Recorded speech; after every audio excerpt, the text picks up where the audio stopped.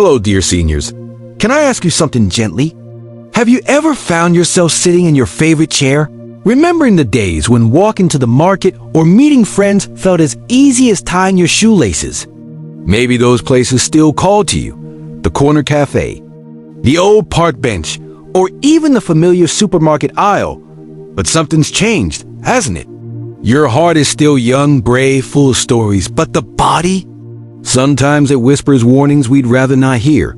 We rarely pause to think, is this place still safe for me? Because let's be honest, we're creatures of habit. We go where we've always gone, do what we've always done, until one small misstep, one dizzy spell, or one crowded place changes everything. And that's why I'm here. Not to scare you, not to clip your wings, but to walk beside you, gently, through 7 places that might seem harmless, but quietly carry risk for those of us in our golden years, places we may love but might need to rethink. Not because you're fragile, but because your time is precious. So, let's explore them together, with warmth, with wisdom, and maybe a chuckle or two. Number 1. The bathroom in public spaces. The public bathroom, that mysterious little room where bravery meets porcelain. Now, let's be honest. Dear grandmas and grandpas, you survived wars, raised children, outlived fads, and maybe even danced to Elvis under the moonlight. But one place continues to be the sneakiest villain in your daily adventures. And it's not the supermarket, parking lot, or the crowded escalator. It's the public toilet. Yes, we're talking slippery tiles, awkward lighting, sinks that splash everywhere except your hands. And worst of all, floors that look dry until they're not. And don't get me started on those toilet seats that wobble like they're auditioning for a circus act. You see, many public restrooms weren't designed with the elegance of aging in mind. No sturdy handrails, no seat risers, and definitely no patient soul waiting outside with a cup of tea and a towel. And yet, there we go, confidently walking in, thinking, "Pfeff, I've been using bathrooms longer than this building has existed." Well, yes you have, and you've done it gracefully. But now we move differently. Our knees are a bit more philosophical. They question every step. Our backs have opinions of their own. And that's okay. Here's a little wisdom. If you're alone, try to avoid public bathrooms that look like crime scenes from a detective movie. Use accessible toilets when available, or ask someone you trust to wait nearby. Pride is noble, but safety is priceless, because at this age, we've earned the right to be careful, and the world still needs your stories, your laughter, and your unforgettable hugs. So if you must go, go wisely, and maybe bring some tissues of your own, the fancy kind. Number 2. Busy supermarkets and shopping malls. The supermarket. A temple of modern survival. Shelves stacked high with pickles we don't need. Music from the 80s we still remember. And shopping trolleys that have one rebellious wheel. But here's the thing, dear elders. What used to be a quick stop for milk and biscuits has slowly turned into a dangerous obstacle course. A jungle of noise, speed, and elbows. And for those of us with slightly stiffer knees and slightly wiser bones, it's a challenge we don't always need to face alone. Have you noticed how fast people move in those places these days? They're sprinting past with their phones in one hand and oat milk in the other, like it's some sort of Olympic sport. No one sees the person in front of them. No one sees you. And don't get me started on the floor, sometimes slippery, from a fallen grape or an unnoticed puddle near the freezer aisle. It's like life decided to play a prank just when your hip was starting to behave again. Also, have you ever tried to read the labels now? Tiny letters, 20 ingredients, and half of them sound like chemistry experiments. By the time you figured out which yogurt has less sugar, your legs have written a formal complaint. Now, we're not saying never go.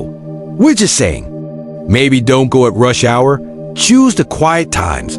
Early mornings on weekdays are lovely. Or better yet, bring a companion, someone who can reach the top shelf, laugh with you at the price of avocados, and gently remind you that you don't actually need 12 cans of soup unless there's a snowstorm coming. Because shopping should be a joy, not a battlefield. You earn the right to take it slow, to ask for help, and to say, I'd rather sit and enjoy a coffee than wrestle a shopping cart today. Besides, online shopping exists now.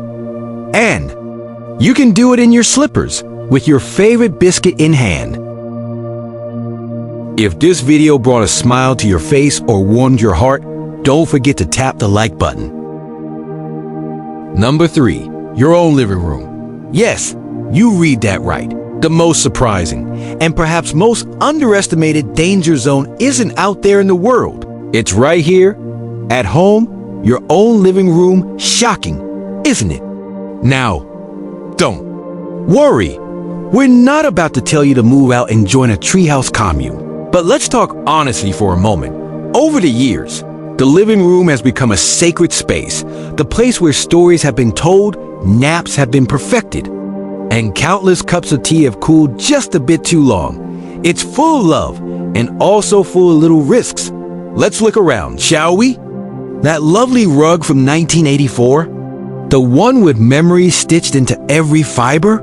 Well, it also curls up at the corner like it's trying to trip you on purpose. The coffee table. You had it forever, and your toes have the bruises to prove it, and that charming floor lamp you love. Its cord stretches like a snake on a mission, just waiting for a tired foot. Then there's the habit of trying to pick things up from the floor, or reach for something juice beyond your grasp on the top shelf. Suddenly, what felt like a simple movement turns into a scene from a slapstick comedy, minus the applause. And let's not forget the champion of danger. Low soft chairs? Oh yes, they welcome you like a warm hug, and then refuse to let you go. Standing up becomes a negotiation. Your knees say, no thank you. Your back replies, we warned you. And you're left plotting an escape route that might involve physics. But here's the good news. This is your space, which means you can make it safer without sacrificing the charm. Non-slip pads under rugs, better lighting, raised seats, and yes, even a stylish walking stick that matches your cardigan. There's no shame in making the room kinder to your body, because your living room should be a stage for peaceful afternoons and gentle laughter, not surprise wrestling matches with furniture. After all, you've made it this far. You deserve a home that loves you back. Number 4, pedestrian crossings in busy intersections. Now this one feels almost unfair, because for most of your life, the pedestrian crossing was a sign of safety. White lines painted like a promise. You're safe here, cars will wait.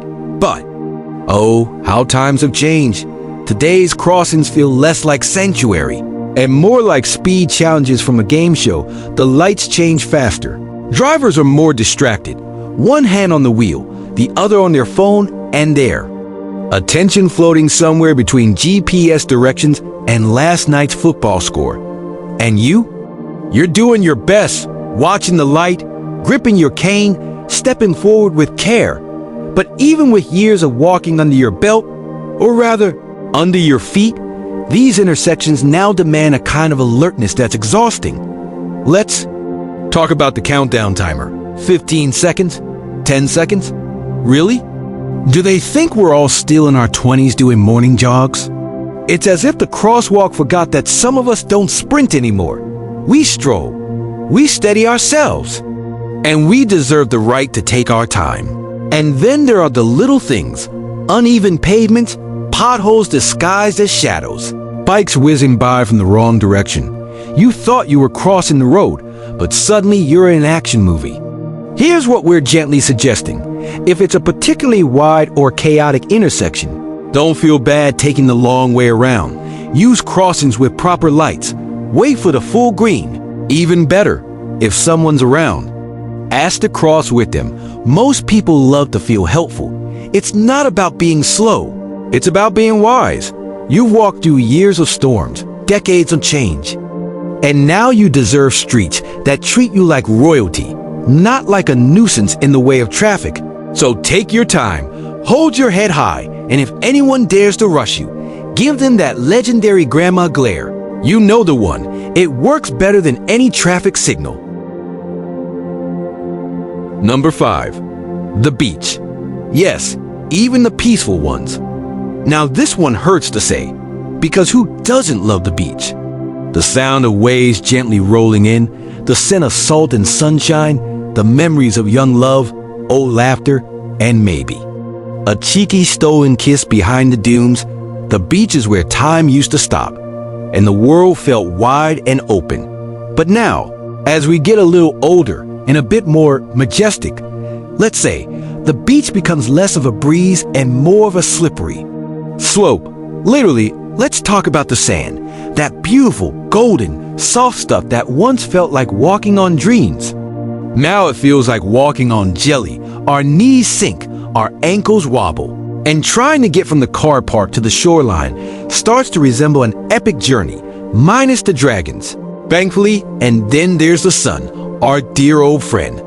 He used to kiss our cheeks and give us that healthy glow now. He's a bit more aggressive, more intense, and our skin, thinner and more sensitive now, doesn't take kindly to UV parties. Sunburn at 75 is no joke, and dehydration likes to sneak in, especially when you're distracted by seashells and seagulls. Oh, and don't even get me started on the changing tide. One minute the water's near your toes, the next it's dragging away your sandals like a mischievous grandchild. But listen, this isn't about never going again. The beach is still a friend.